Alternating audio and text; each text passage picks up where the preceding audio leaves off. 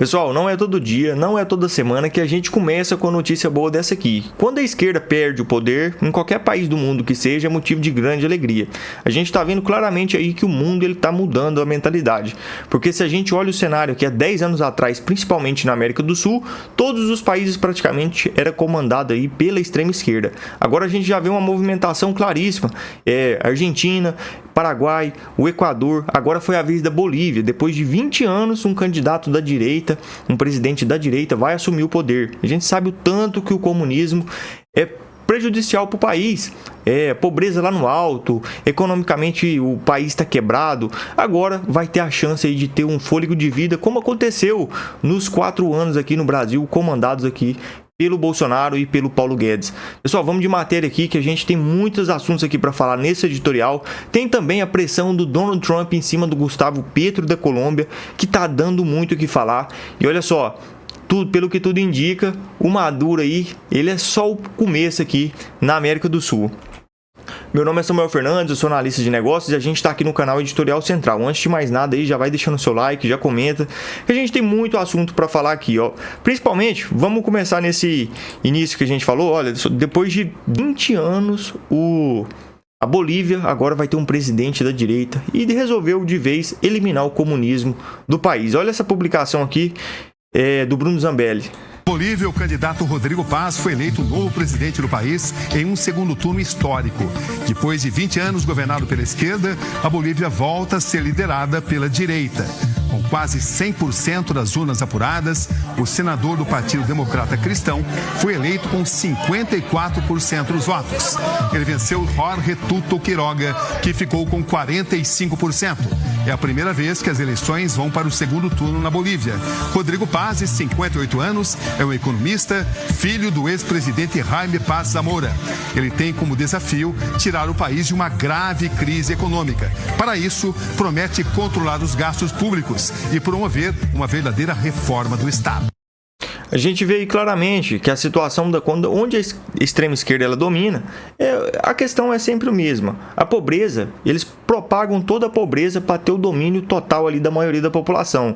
Só que dessa vez o jogo está mudando, igual a gente falou aqui. A Bolívia era um país aí extremamente dominado pelo tráfico de drogas, pelo crime organizado. Agora foi a vez aí de um candidato da direita, de um partido cristão, que a gente tem tudo aí que dê bom sim o país. Porque agora, com a pressão aí do Donald Trump vindo sobre a América do Sul, principalmente por esse grande tráfico de drogas que acontece aqui dentro, a gente entende que estar do lado do presidente Trump nessa hora é a melhor coisa que qualquer país dentro da América do Sul pode fazer. E deu uma invejinha, ou não deu não. A gente vai ter eleições aqui no próximo ano, a gente precisa muito, mas muito vencer essa eleição para não ter o país dominado também mais 4 anos aí pelo governo Lula.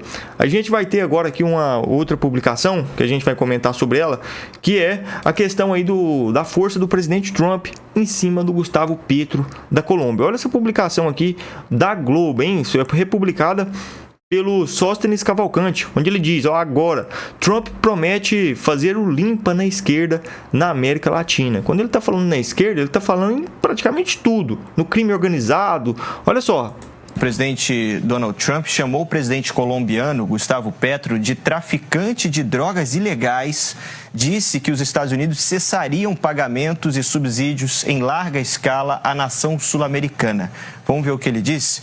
Porque o presidente colombiano Gustavo Petro, segundo Trump, é um traficante de drogas ilegais que incentiva fortemente a produção em massa de drogas em campos grandes e pequenos por toda a Colômbia. Tornou-se de longe o maior negócio da Colômbia e Petro não faz nada para impedi-lo, apesar dos pagamentos e subsídios em larga escala dos Estados Unidos, que nada mais são do que um roubo a longo prazo da América. A partir de hoje, esses pagamentos ou qualquer outra forma de pagamento ou subsídios não serão mais feitos à Colômbia. O objetivo dessa produção de drogas é a venda de grandes quantidades do produto para os Estados Unidos, causando morte e destruição e caos. Presidente Trump completa. Petro, um líder de baixa reputação e muito impopular, desrespeitoso em relação aos Estados Unidos, é melhor fechar esses campos de extermínio imediatamente ou os Estados Unidos os fecharão para ele, e isso não será feito de forma agradável. Obrigado pela sua atenção a este assunto, presidente Donald J. Trump. O presidente Trump, quando ele manda o recado, eu acredito que o presidente que seja de qualquer país, ele tem que sim que entender que o recado do Donald Trump, ele nunca é só um recado. Ele vem, ele resolve. A gente está vendo aí tudo que está acontecendo na Venezuela, e como a Colômbia ela é fronteira pertíssima ali da Venezuela, a gente entende que o presidente Petro também está com a corda no pescoço. Ele não tem muita coisa que fazer a não ser obedecer às ordens do presidente Trump, porque ele é um cara ele se diz muito machão. Ele pegou o microfone lá em Nova York falando ali para todo mundo, para os militares americanos pararem de obedecer o presidente Trump. Então aí ele é um cara que realmente não respeita ninguém. Aí ele tá cutucando a onça com a vara curta, e a gente entende aí que se o presidente Trump escalar dentro da Venezuela ali, com certeza a Colômbia não vai ficar para trás também não. Então a gente vai ver todas essas cenas aí nos próximos capítulos. Também, principalmente depois daquela denúncia, depois daquela delação do El Pollo, que é aquele El Pollo Carvajal, que é o ex-chefe de inteligência do Hugo Chávez. Vocês lembram dele? Então, ele delatou praticamente todos esses presidentes esquerdistas, e a gente vê aí a clara movimentação do presidente Trump para fazer um limpa nessa história toda aí. Coloca nos comentários aí o que você está achando dessa pressão do presidente Trump em cima desses presidentes aqui da América do Sul. Coloca aí que é muito importante pra gente. Vamos colocar aqui agora um vídeo que também está repercutindo, que é a situação aqui. Olha só, essa aqui é uma publicação onde o André Marsiglia, ele declarou que a aposentadoria do Barroso e da Carmen Lúcia fazem parte de uma estratégia do Lula para preservar o poder dele ali na presidência da República. Vamos entender melhor essa situação aqui. A gente já comentou um pouco sobre todas essas situações. A gente vê claramente aí que hoje o Supremo Tribunal Federal ele está de uma maneira que não tem muita coisa o que fazer.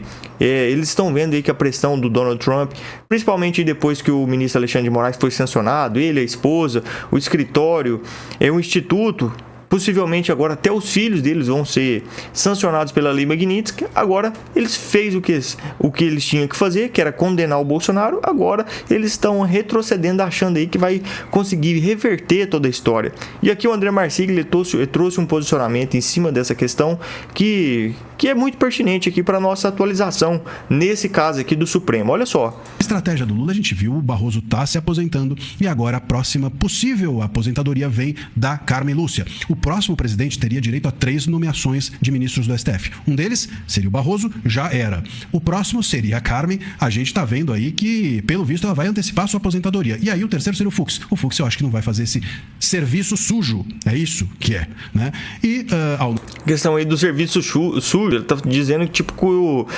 que o ministro Fux ele não está sendo conivente com nada que o governo coloca ali. Fazer serviço, pelo menos mais 2 nomes o Lula emplaca. O que ele quer com isso? Ele quer aparelhar o STF. Veja, e o pior, não é ele querer aparelhar o STF, é que o STF quer ser aparelhado. Óbvio que se esses ministros estão saindo, se esses ministros toparam fazer parte disso, eles estão alinhadíssimos com Lula, com a esquerda, com o petismo, com o governo. E esse é o grande ponto, porque esses ministros se dizem independentes, não é? A Carmen Lúcia, o Barroso, e agora? Né? Como é que eles ficam diante disso, fazendo um joguinho com o governo? Claramente aí o Lula tentando aí cada vez mais se blindar, principalmente pelo Supremo Tribunal Federal, que hoje é o órgão que mais praticamente manda no país inteiro. E a gente vê aí que a situação ela não é nada fácil, mas a gente não pode também desesperar, a gente não pode perder as esperanças, que um ano a gente pode estar mudando completamente a estratégia do país inteiro aqui. Teve uma situação também que a gente tem que falar sobre ela aqui, que é essa aqui, pra gente ver realmente qual é a prioridade do governo Lula. Olha só, notícia aqui do Luiz Barsi. Lula deve anunciar Boulos como ministro nas próximas horas. A gente vê aí que o Brasil precisando de tudo e mais um pouco, resolver a questão com os Estados Unidos, dialogar com o mundo aí para ver essas questões de todas essas tarifas. O que ele está querendo colocar aqui? O Boulos como ministro do... Olha só, matéria aqui do Luiz Barsi. O presidente Lula, ele deve anunciar nas próximas horas a nomeação do Guilherme Boulos como novo ministro da Secretaria-Geral da Presidência. Segundo as fontes do governo, o anúncio deve ocorrer nesta terça-feira, dia 21, antes da viagem de Lula à Ásia. Com a mudança, o atual ministro Márcio Macedo deverá ser deslocado para outro cargo no governo ou reassumir funções dentro do PT, partido no qual já atuou como tesoureiro. A gente lembra de toda essa... Onde tem tesoureiro do PT, a gente viu aí que o escândalo de corrupção é um atrás do outro.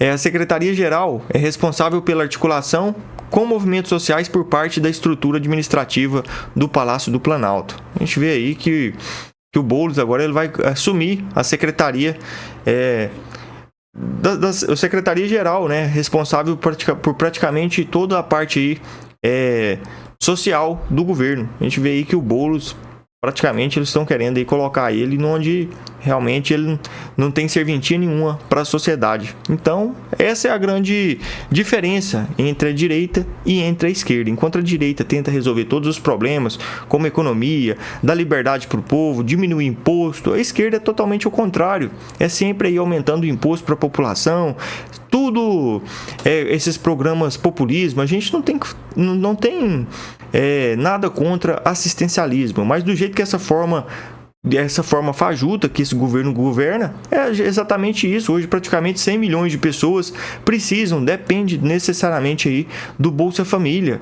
Então, assim, em vez de propagar ali a prosperidade do povo, eles fazem o povo precisar do governo, porque as eleições é de 4 em 4 anos e ele sempre precisa ali alimentar isso. O Lula mesmo já falou várias e várias vezes, depois que a pessoa prospera, depois que a pessoa começa a ganhar um pouco mais de dinheiro, jamais ela vai continuar votando, porque aí a pessoa para de depender do governo. Então você acha que o governo quer que o povo prospere? De maneira nenhuma. Se prosperar, vai perder espaço totalmente aí.